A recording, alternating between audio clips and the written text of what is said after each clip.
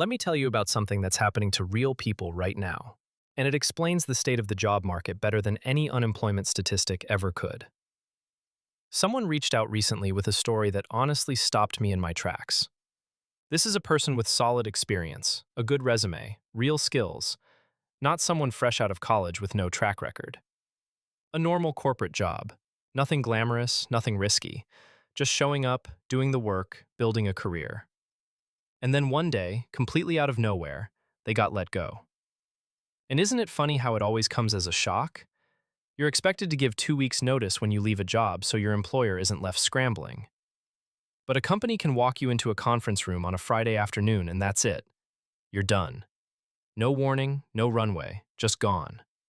Apparently there's less chance of drama if you do it on a Friday. So they do it on a Friday. After losing the job, this person did everything you're supposed to do.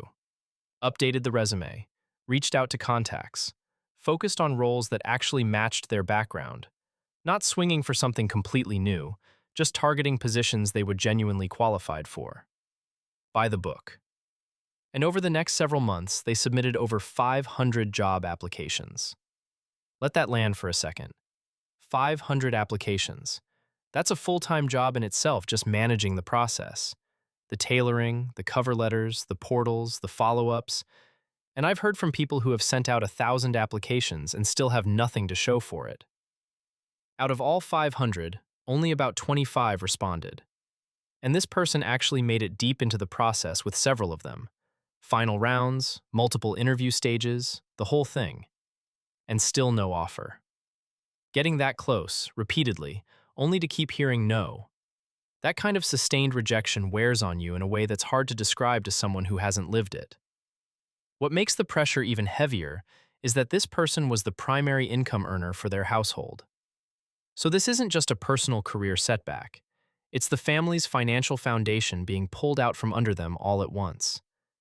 They had some savings, which is the only reason the situation didn't immediately spiral. But savings run out. Unemployment benefits help for a while, but they're not designed to last. And meanwhile, the mortgage or the rent doesn't pause because you lost your job. It just keeps coming every single month like nothing happened. That gap, between zero income and full expenses, is exactly how people end up in foreclosure. It happens faster than most people expect. And then, because apparently life doesn't wait for a convenient moment, the garage flooded. Thousands of dollars in damage while already having no income. Insurance covered part of it, not all of it. So now there's a repair sitting on the back burner that they can't touch because just keeping the lights on and food in the house takes priority over everything else. It got to the point where a GoFundMe became a real option. And I want to say something about that because I know some people roll their eyes at GoFundMe. But this is not someone being irresponsible. This is a person who did things the right way, got hit with a situation they didn't choose, and is trying to stay afloat while they keep searching. That's it. And it's not rare anymore. Regular people, with real skills and real work histories, are ending up in that position right now. One thing this person mentioned that really stuck with me is the remote work angle. She believes being in a different state from her company's leadership made her more vulnerable when layoffs came. And honestly, that tracks. When you're not physically visible, when the executives don't see your face in the hallway or your name come up in casual conversation, it's easier to deprioritize you when cuts need to be made. Out of sight, out of mind is a real thing in corporate environments.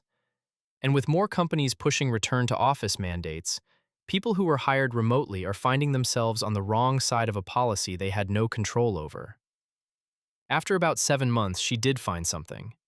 But it's temporary. Freelance work.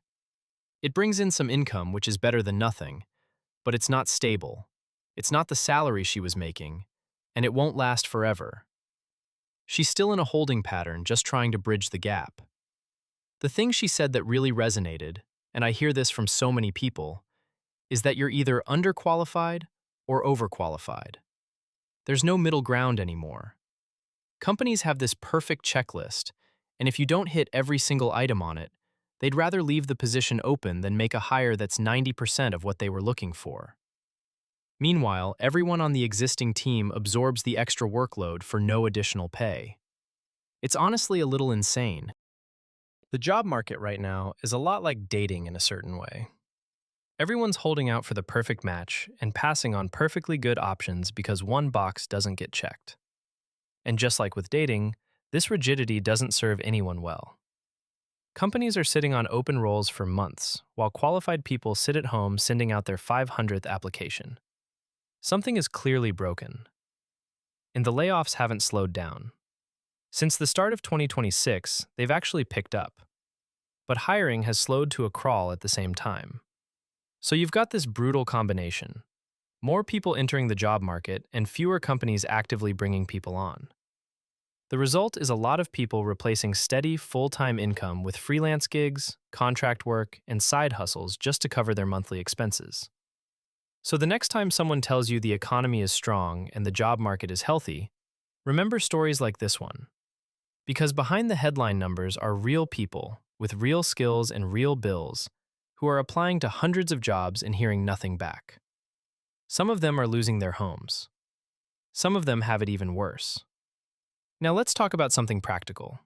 Because gas prices are hitting people hard right now, and I want to give you a few real ways to cut that cost down. Gas here in New York just hit $4.05 a gallon. I talked to my friend in Illinois, and he said he's paying $4.19 out there. A year ago, that was a California price. People in the Midwest don't make California wages, and they're now paying California gas prices. That's a real strain on real budgets. DoorDash just launched an emergency relief program for their drivers. 10% cash back on gas when they use the DoorDash Visa debit card, plus weekly payments between $5 and $15 for drivers who log at least 125 miles on deliveries. Is that going to solve anything? Not really. But it's something, and right now something is better than nothing. Here are 4 ways you can actually lower your gas bill starting today. The first is an app called Gas Buddy. It's completely free, no account required, and it shows you exactly what every gas station near you is charging right now. Prices can vary by $1 or more between stations just a few miles apart, especially in bigger cities. Takes 30 seconds to check and can save you real money every fill-up. Second, if you have a Costco or Walmart membership, use their gas stations. Costco in particular tends to run about 20 cents cheaper per gallon than the surrounding stations. If you already have the membership, you're leaving money on the table by not using it. If Costco is 20 minutes out of your way, it's probably not worth the trip. Use some judgment there. But if it's convenient, make it a habit. And if you have the Costco Visa card, you can stack another 5% cash back on top of that. Third, use a credit card that earns cash back on gas. A lot of cards offer 3 to 5% back on fuel purchases, and some branded gas station cards from places like Shell or ExxonMobil offer pump discounts and loyalty perks on top of that. If you're filling up every week, that cash back adds up meaningfully over a year. Fourth, this one takes a bit more setup, but it pays off. It's called the gift card strategy. Stores like Kroger run promotions where you earn bonus fuel points on gift card purchases. During those events, you can buy gift cards for stores you already shop at anyway, groceries, Amazon, wherever, and bank the fuel points.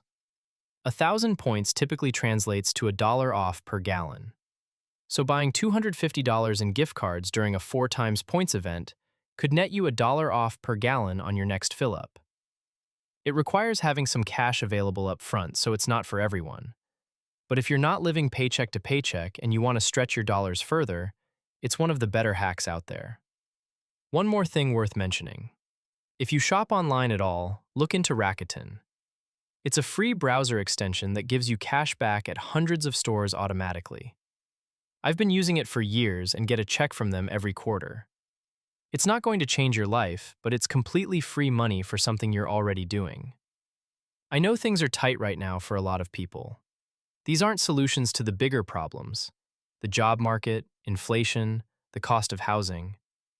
But small savings done consistently do add up.